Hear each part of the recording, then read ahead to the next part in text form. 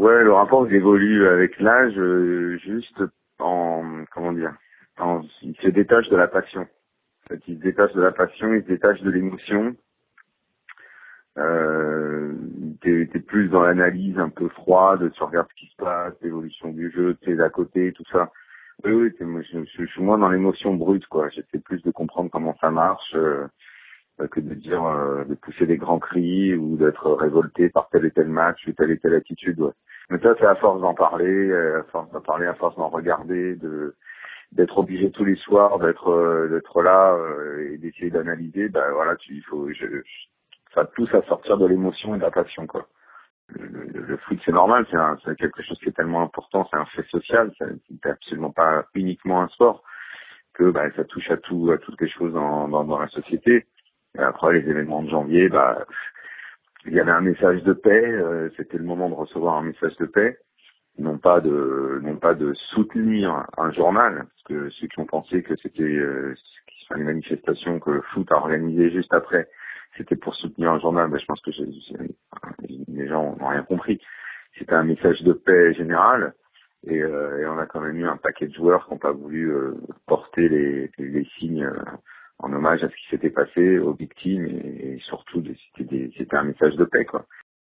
Pendant un moment, les gens disaient que j'étais supporter de la Roma. Non, non. Non, non. Je trouve que Totti est un joueur absolument extraordinaire, phénoménal, un vrai personnage, un type à part en foot, tout ce que tu veux, et probablement l'un des 10 meilleurs joueurs des 20 dernières années. Mais ça n'a rien à voir, non. Non, non, je suis pas supporter d'une équipe quand c'est regarde. Non, non. Je suis parisien et, euh, et j'aurais bien pu à la fin des années 80, quand l'OM montait et était à la ligne de l'actualité et sur TF1 dans ses campagnes européennes, j'aurais pu être au moins sympathisant l'OM, regarder ça avec des yeux un peu quand même fascinés.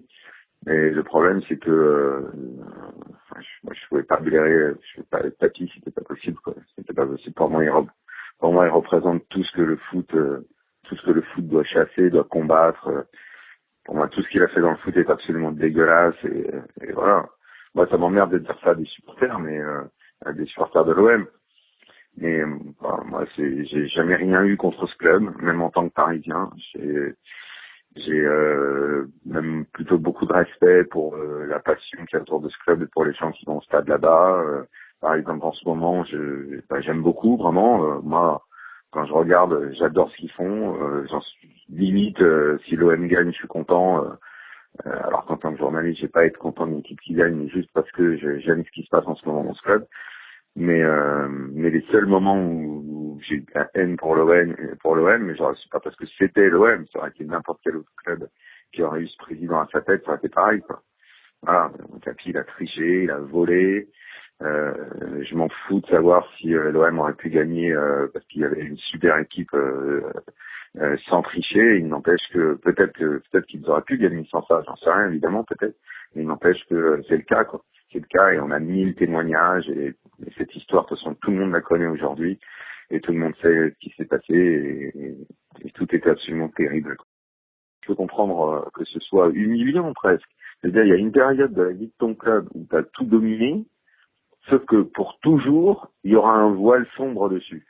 Alors, tu peux le nier, tu peux le reconnaître, mais si tu le reconnais, ça veut dire que ton club, bah, c'est comme si tu lui enlevais des titres, c'est comme si tu lui enlevais une certaine aura, c'est comme si, tu vois, c'est comme si ton émotion, en fait, je crois que bah, si j'étais supporter marseillais et que j'apprenais tout ce qui s'était passé et tout, je crois que moi, ceux à qui j'en voudrais réellement, c'est Tapi. Je crois que c'est à lui que j'en voudrais, je développerais pas une parano. Je lui dirais, tu nous as floués, on a eu des émotions à cause de toi qui étaient fausses, tu nous as, ben voilà, c'est absolument horrible. Alors c'est difficile pour un supporter de foot de dire ouais, je vais effacer mon émotion parce que je sais qu'aujourd'hui il y avait plein de triches et tout. Bah non, non, tu peux pas faire ça. Alors tu vis avec et oui, ça peut conduire à développer une parano, ça peut conduire à dire ouais les mecs ils nous en veulent et tout.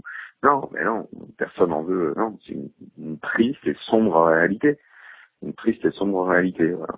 Ça s'est passé et ce type-là, Ce type-là, pour moi, a fleuré les Marseillais. Voilà, c'est tout. Mais il s'est foutu de leur gueule. Il est descendu avec son oseille, il a construit une équipe, il a triché, acheté des matchs. Euh, il y a pas un championnat de ces années, pas un titre de ces années-là qui est pas entaché. Il y a des dossiers énormes qui ont été enterrés à la Ligue et tout. Enfin bon, bref, passons à autre chose.